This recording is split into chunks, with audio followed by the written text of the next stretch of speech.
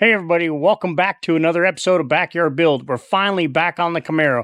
On this episode, we're going to get the badges and stuff all put back on, take care of an exhaust leak, and can we finally take care of this electronic brake control module problem that's given us a C0035 code, left front wheel speed sensor?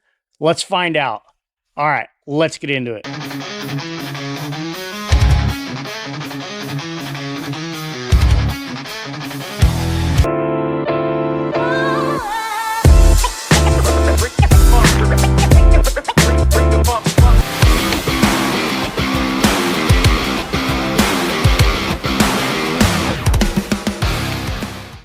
Okay, so we're going to get started changing out this wheel bearing. That's what the dealership said they wanted to do to rule out the codes coming up for the traction control and the ABS.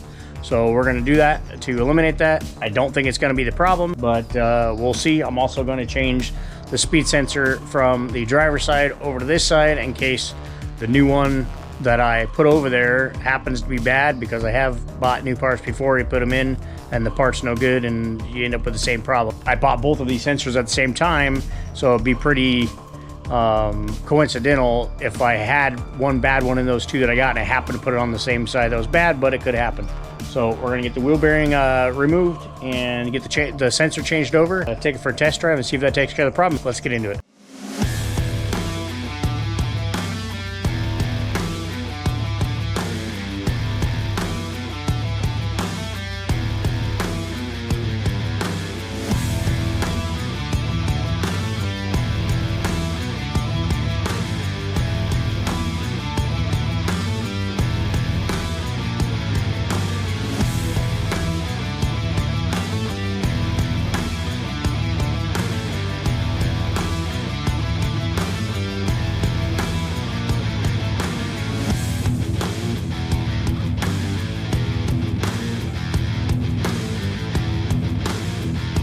Okay, so while I have this off, I'm going to open up the wheel well here. Apparently on the 2012s, 2010 to 2013, the fog lights have to be hardwired into the side marker lights so that they turn on. AutoAddict said it has to be hardwired into the side marker lights. So we're going to get this opened up so that we can wire those in so these actually will turn on. Because right now they only turn on when the vehicle's being remote started, or after you lock it, it turns on, but then it goes off after a few seconds, but you can't actually turn it on the dash. I tried buying a headlight switch that actually has the fog light button that you can press, and that still doesn't work because it's not, designed to do that with whatever is in the module. So it has to be hardwired in. So we're gonna open this up and get that hardwired in. So let's do that.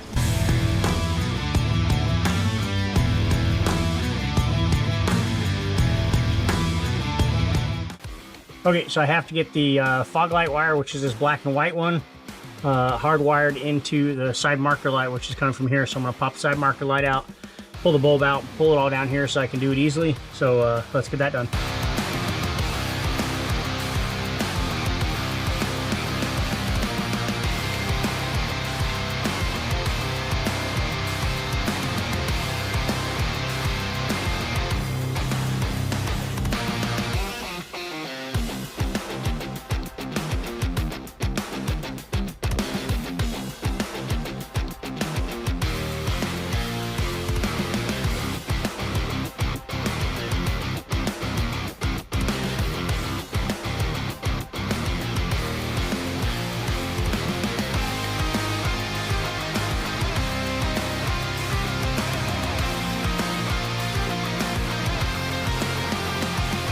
Okay, so I'm going to get the wheel well liner pulled back out so that I can get the fog light wire into the side marker light. So let's get that done.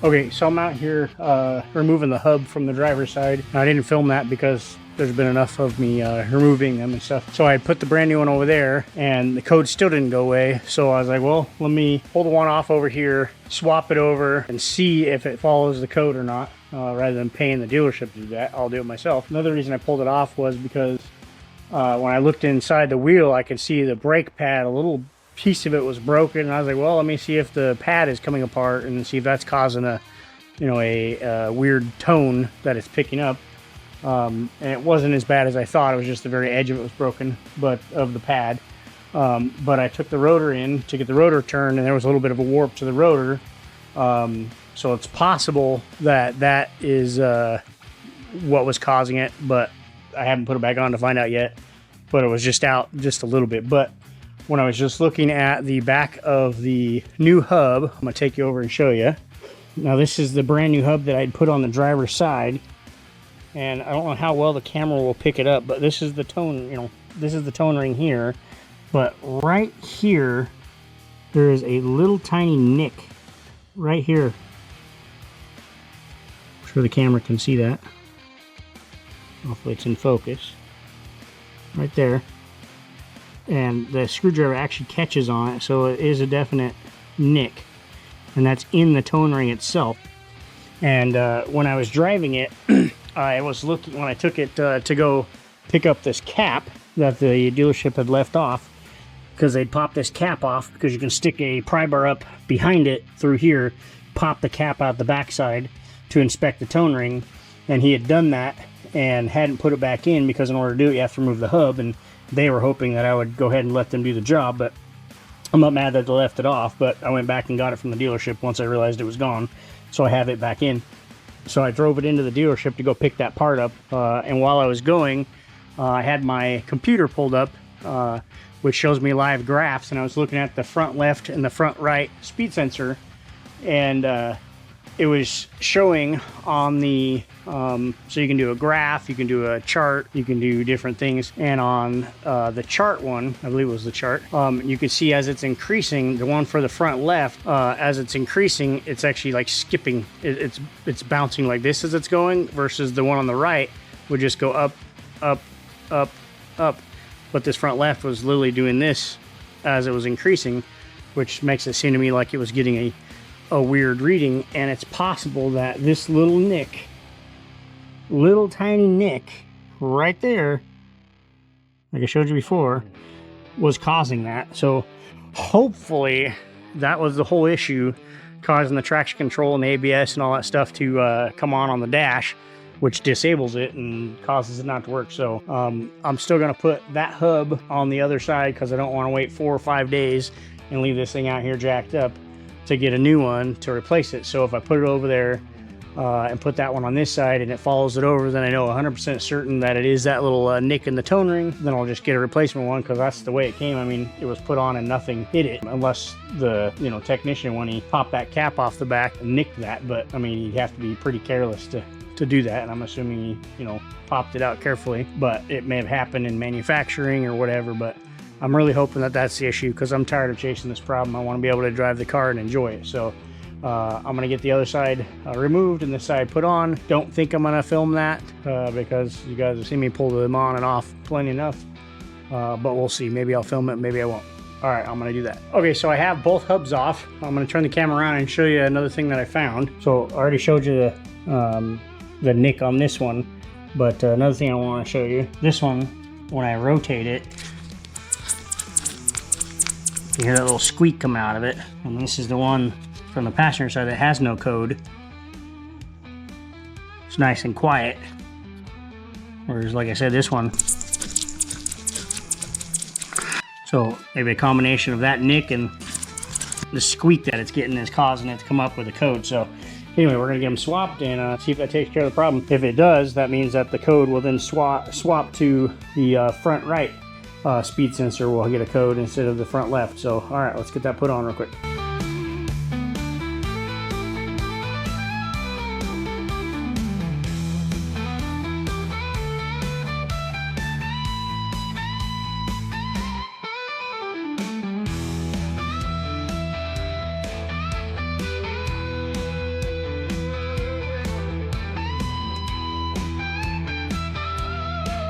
Okay, so we cleared the codes and took it for a test drive, and the codes came back instantly after about a block and a half. Left front wheel speed sensor. So it has to be the electronic brake control module like I thought originally. So, but we ruled everything out to make sure that it, you know, it wasn't something simple. So we're gonna get the electronic brake control module ordered up, and when it gets here, we'll get it installed. But for now, we're gonna move on to doing the badges. All right, let's get into it. So I'm going to get the old sticky stuff removed from the old RS badge, so I can get a new one put on there. And I went ahead and made this little template so I can put it along the edges here, so I know exactly where to set the new one when I put it on. So for now, I'm gonna get all this old sticky stuff off, so let's get that off. Okay, I got the thicker, spongier part of the adhesive off, so now I'm gonna spray it with some WD-40, let it soak for a minute, and then hopefully be able to just rub it right off. So, all right, let's get it sprayed. All right, so I sprayed the adhesive stuff with the WD-40 straight onto it. Now I'm gonna put the a piece of paper towel over it and get it soaked, so that way it actually holds the WD-40 on it and really concentrates on loosening up the adhesive, so that it should just rub right off. So we'll let that soak for about 10 minutes, and then we'll come back to it.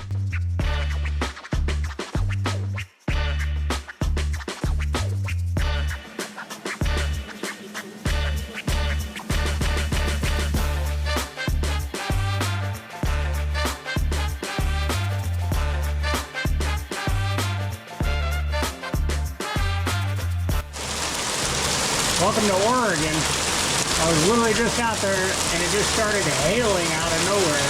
It was like pea-sized hail. Fun time. Well, the WD-40 is still soaking, but the piece of paper towel has probably gotten washed off already. It's only been 1 minute, so anyway. All right, so obviously we're not putting any badges on today, so we'll see in a minute. It'll be tomorrow. Hopefully it'll be nicer weather. All right, so we're gonna get the RS badge cleaned off, even though it's still all wet everywhere else from the rain.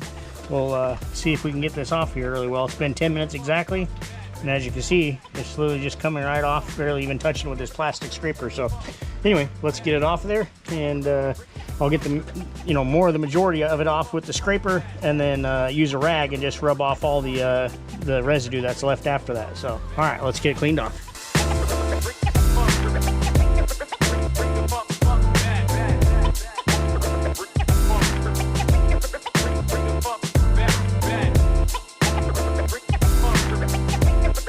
All right, so you can see we got it all off. I made a little template for where it goes. I use the little template I made for getting it back in the same spot to help, you know, line it up really well. So, all right, so it's the next day. It started raining on me yesterday, so couldn't finish. So we're gonna jump back into tackling the rear trunk badge and then moving on to the rest of them. So, all right, let's get into it. Okay, so I got it all cleaned off the rubbing alcohol to get rid of all the WD-40. So now I'm gonna get the template that I made when the old sticker was there, get that taped in place, and then be able to just to lay the new one in right along the line. So, all right, let's get that installed. Okay, so apparently my camera wasn't recording, but what I did is I taped the template in place here, line it up with the body lines, and then went ahead and placed the badge right along that, along the top, or along the angle cut that I have there, and then placed the badge downward, but it wasn't recording, so you didn't miss much, but that's what you missed. So, all right, so moving on to the next badge.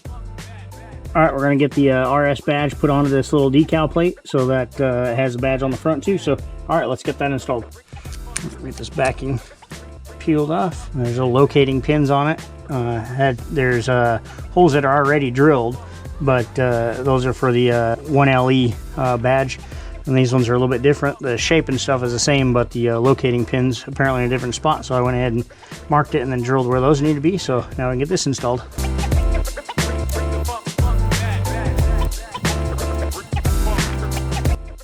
Okay, we got the RS badges installed on the front bumper there, so all right, let's move on to the next one. Okay, so I'm making a template from the passenger side to be able to line up the badges when I put them on the other side to the exact same spot they are here. So rather than just taking measurements, if I take the measurements and make a template to make sure that it's going to be exact, I can line up the top of the cardboard here with this body line going across here.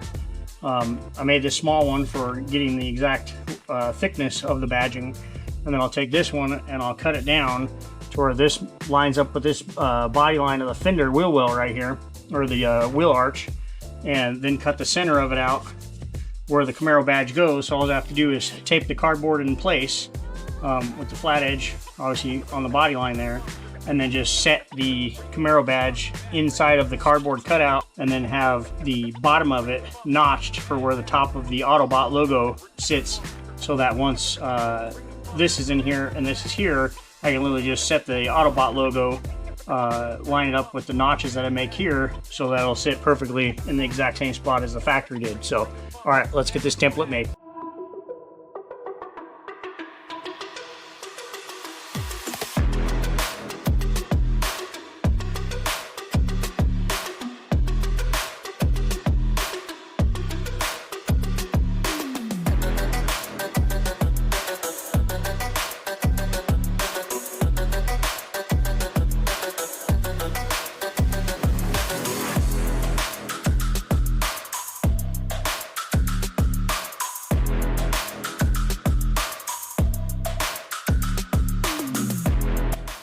Okay, so I got the template made. I got the fold made for right here at the fender lines. Top line follows this body line. Over here lines up with the wheel well arch. And then the Camaro badging fits directly inside it. And then I cut out the notch shape for the top of the Autobot logo there. So when I place this on the other side, in reverse, basically I would just bend this piece the other way and lay it on the fender. Line it up with the wheel well arch over there.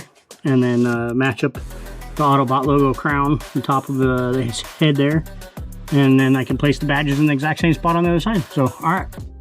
Okay, so I got the fender all wiped down here now. I'm gonna get the template taped in place so that I can put the Camaro badge and the Transformer Autobot logo on here. So, all right, let's get that on.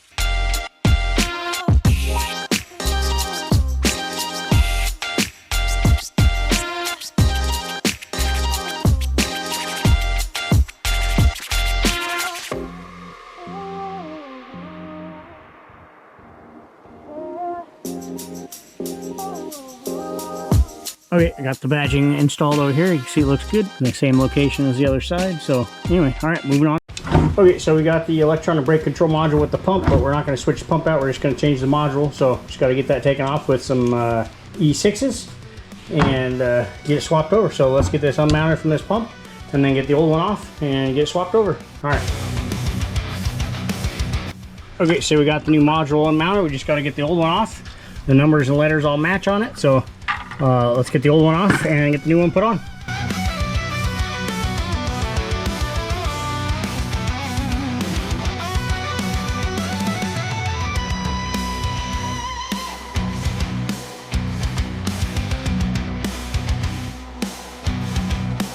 Okay, so we got the brake control module swapped out and we need to take it to the dealership to have it programmed, but unfortunately they can't get me in until Tuesday of next week, and it's Thursday today. So unfortunately that's going to be it for this episode, but hopefully by the next one that I do with the Camaro, we'll have an answer on what the problem, you know, if that took care of the problem, and hopefully then we can start getting some driving footage with the vehicle and have a little fun and play around with it.